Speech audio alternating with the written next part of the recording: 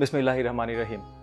মহান স্বাধীনতার মাস মার্চ মাস, যে আমরা সবাই আমাদের ইতিহাস সম্বন্ধে সঠিকভাবে বা খুব ভালোভাবে হয়তো আমরা জানি না। সেই কারণে আমাদের ইতিহাস নিয়ে আমাদের আলোচনা আরো বেশি প্রয়োজন।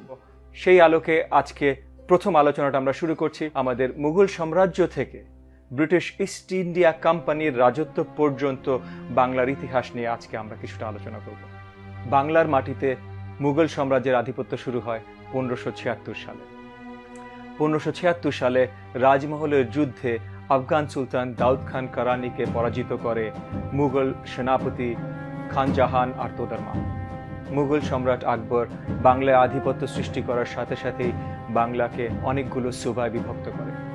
যদিও মুঘল সাম্রাজ্যের আধিপত্য বাংলায় তৈরি হয়, কিন্তু আধিপত্য শক্ত হয় না। আফগান জমিদার যারা ছিলেন, যাদের পরিচিতি ভূঁইয়া হিসেবে ছিল, তারা পুরোপুরিভাবে মুঘল সাম্রাজ্যের আধিপত্য মেনে নিতে পারে। যেমন ভূঁইয়ারা মেনে নিতে পারেনি মুঘল সাম্রাজ্যের আধিপত্য, তেমনি মুঘল সাম্রাজ্যের অনেক সেনাপতিও বারবার বিদ্রোহ ঘোষণা করেছে। যখন দিল্লির তাখতে সম্রাট জাহাঙ্গীর আসলেন, তখন সে ইসলাম খান চিশতিকে পাঠালেন বাংলার সুবেদার হিসেবে।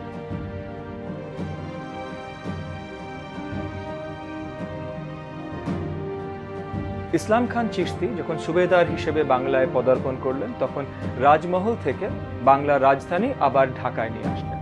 ঢাকায় আনলেন কারণ ঢাকা বাংলার মধ্যমণি হিসেবে ছিল, এবং ইসলাম খান চিশতি ঢাকার নাম সংস্করণ করলেন জাহাঙ্গীরনগর। বাংলায় যেমন এইদিকে মুঘল সাম্রাজ্যের আধিপত্য সৃষ্টি হচ্ছিল, তেমনি বহির্বিশ্বে ইউরোপিয়ান দেশগুলো নতুন নতুন ইস্ট ইন্ডিয়া কোম্পানি তৈরি হচ্ছিল।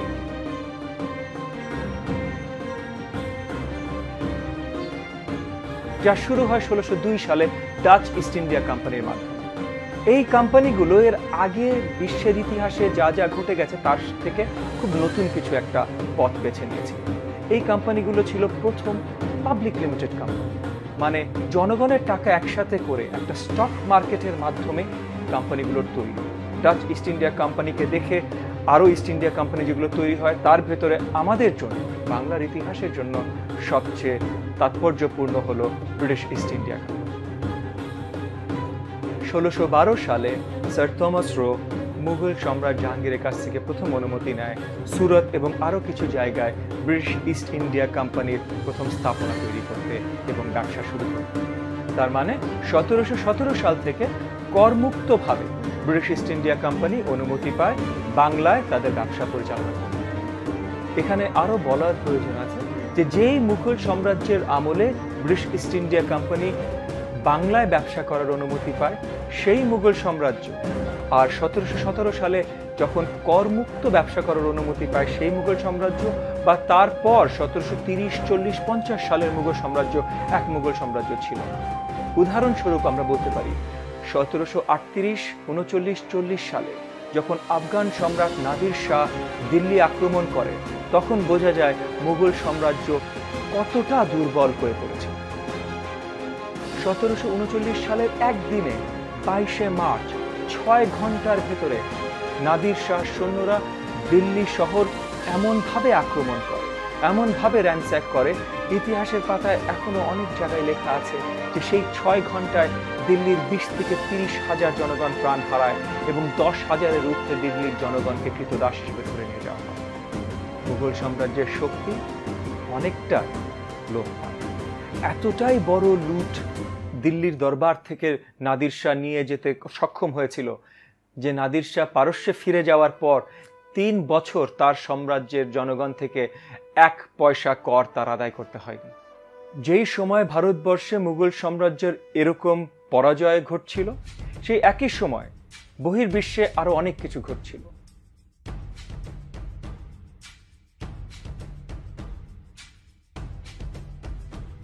ইউরোপে সবচেয়ে বড় ঘটনা যেটা ঘটছিল সেটা হলো 7 ইয়ার্স ওয়ার, 7 বছরের যুদ্ধ। এটা অনেকেই আজকে নতুন করে যারা ইতিহাস পড়বেন তারা এই 7 ইয়ার্স ওয়ারকে হয়তো পরিচিতি পেতে পারেন ওয়ার্ল্ড ওয়ার 0 হিসেবে। ওয়ার্ল্ড ওয়ার 0 এটাকে বলা হয় কারণ ইউরোপিয়ান সব দেশগুলোর ভেতরে এটা প্রথম ছিল সবাই মিলে যুদ্ধ। এই যুদ্ধে একদিকে ছিল গ্রেট ব্রিটেন, আরেকদিকে ছিল ফ্রান্স। 1754 থেকে 56 এই যুদ্ধ শুরু হয় এবং 7 বছর যে যুদ্ধ হয়, এই যুদ্ধটা শুরু হয় আসলে ইউরোপের মাটিতে না, কলোনিয়াল মাটিতে। এই যুদ্ধটার উৎপত্তি হয় কলোনিয়াল টেরিটরি নিয়ে নর্থ আমেরিকায়, যখন ব্রিটিশ আর ফ্রেঞ্চ ফোর্সেসদের ভেতরে কোনটা কার টেরিটরি নিয়ে এই যুদ্ধটার প্রথম উৎপত্তি। কিন্তু খুব শীঘ্রই পুরো ইউরোপের মাটিতে এই যুদ্ধটা ছড়িয়ে যায় এবং এই যুদ্ধের পরিপ্রেক্ষিতে কিন্তু পলাশির যুদ্ধ একদিকে রূপ নেয়। এই সময়টায় যেমন ইউরোপের চেহারা পাল্টাচ্ছিল এই 7 ইয়ার্স ওয়ারের জন্য, মোগল সাম্রাজ্যের চেহারা পাল্টে যাচ্ছিল, ঠিক একইভাবে বাংলার রাজনীতিও পাল্টে যাচ্ছিল।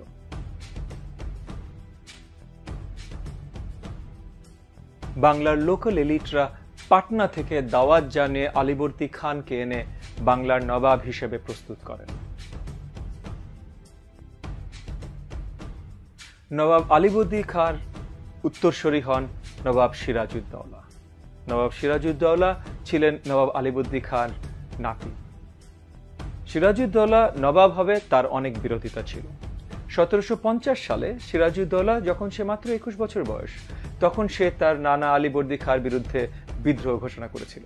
শুরুতে যখন সিরাজকে নবাব বানানোর চিন্তা চলছিল, তখনই পিছে থেকে বিরোধিতা করেছিল British East India company. British East India company চক্রান্ত করছিল ঘোষেটি বেগম, শওকত জংদের সাথে, এবং তাদের প্রথম থেকে সহযোগিতা করছিল জগৎ শেঠ। জগৎ শেঠদের ছিল বিশাল প্রতিপত্তি, ব্যবসায়িক মোনোপলি তাদের ছিল মিন্টিং, রিকয়েনিং, রেভিনিউ ফার্মিং সহ আরো অনেক স্তরে, এবং তারা জগৎ শেঠরা চায়নি সিরাজকে নবাব হিসেবে রেখে।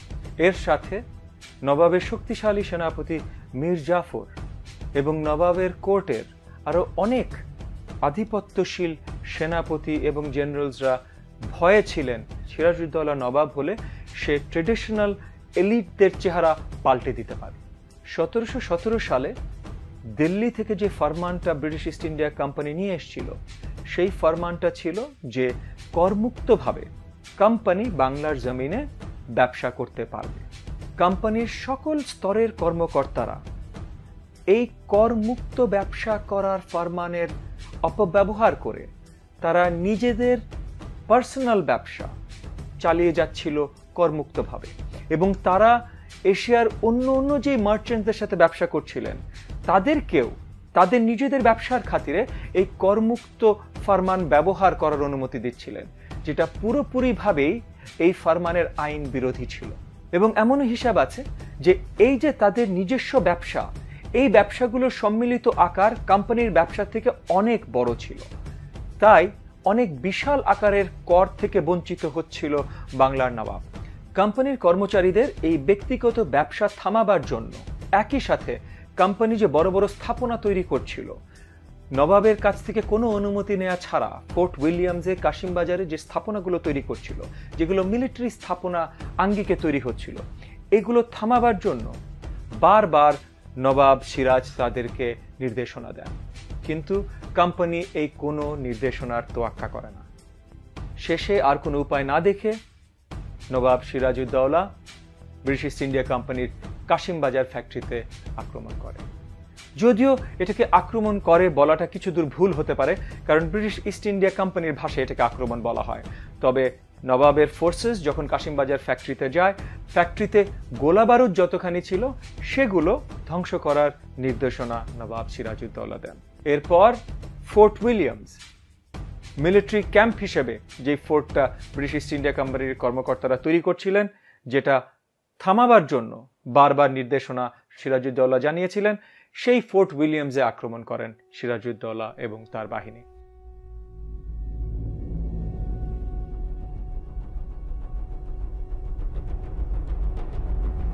এই ফোর্ট উইলিয়ামসের আক্রমণের পরই শুরু হয় ব্ল্যাক হোল অফ ক্যালকাটা নিয়ে propaganda. Black hole of Kolkata কি ছিল? এই ফোর্ট উইলিয়াম যখন আক্রমণ করেন, তখন আক্রমণের পর নবাব সিরাজ নির্দেশনা দেন যে ফোর্ট উইলিয়ামসের সব কর্মকর্তাদের ফোর্ট উইলিয়ামসের যে জেলখানা আছে সেখানে আটকে রাখবার, এবং সেই জেলখানায় বেশ কিছু ঘন্টা মানে এক রাত আটকে রাখা হয়। এবং এটা নিয়ে অনেক গল্প আছে।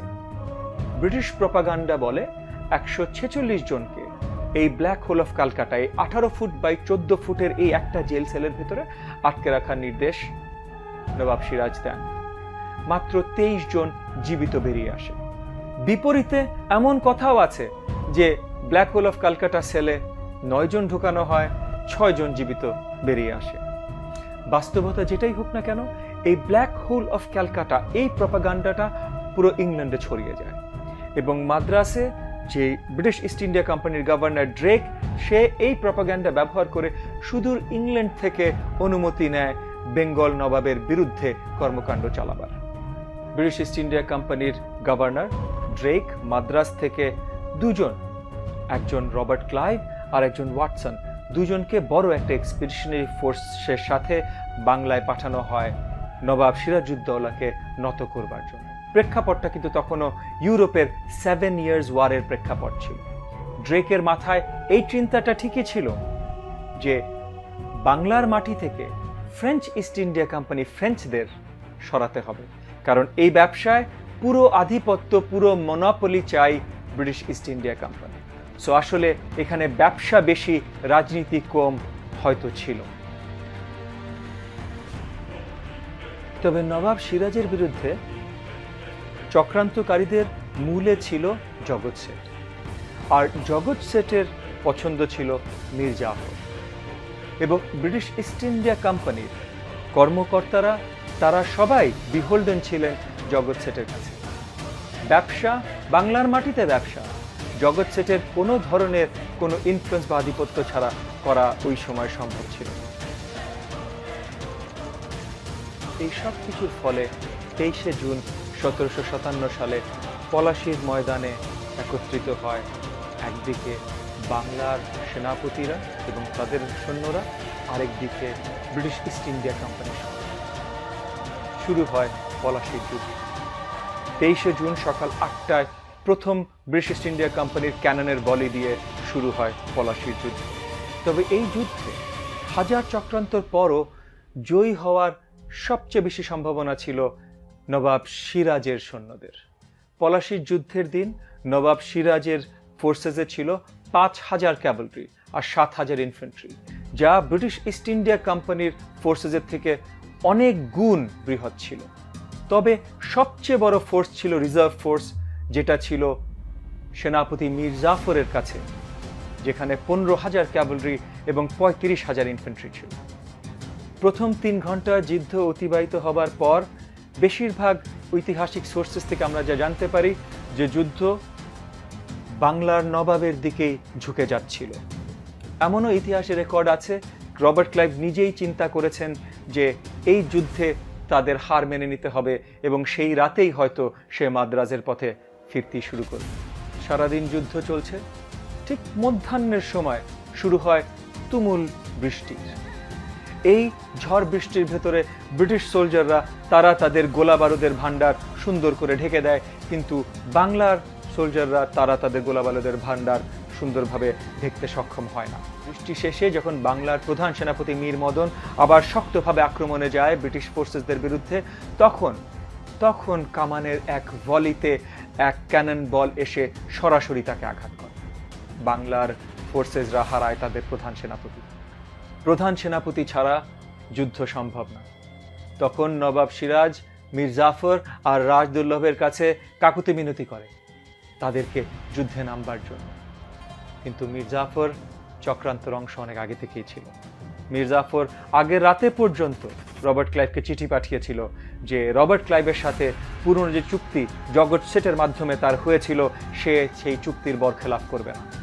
এবং সেই আশা নিয়ে রবার্ট ক্লাইভও ছিল যে সবচেয়ে বড় যে ফোর্স, রিজার্ভ ফোর্স, সেটা নিয়ে যদি মীর জাফর না নামে তাহলে শেষ মুহূর্ত পর্যন্ত ব্রিটিশ ফোর্সেসদের ছোট্ট হলেও একটা সম্ভাবনা থাকে যে বাংলার নবাবকে তারা পরাজিত করতে সক্ষম হলেও হতে পারে। সেই বেলা 3টার দিকে যখন মীর জাফর, রায় দুর্লভ সবাই নাকচ করে দিলেন নবাব সিরাজকে যে তারা যুদ্ধ ময়দানে যাবেন না, তারা বললেন আজকে না, আমরা আগামীকাল আবার নতুন করে যুদ্ধ শুরু করব, তখন নবাব সিরাজ আর কোনো উপায় খুঁজে পেলেন না।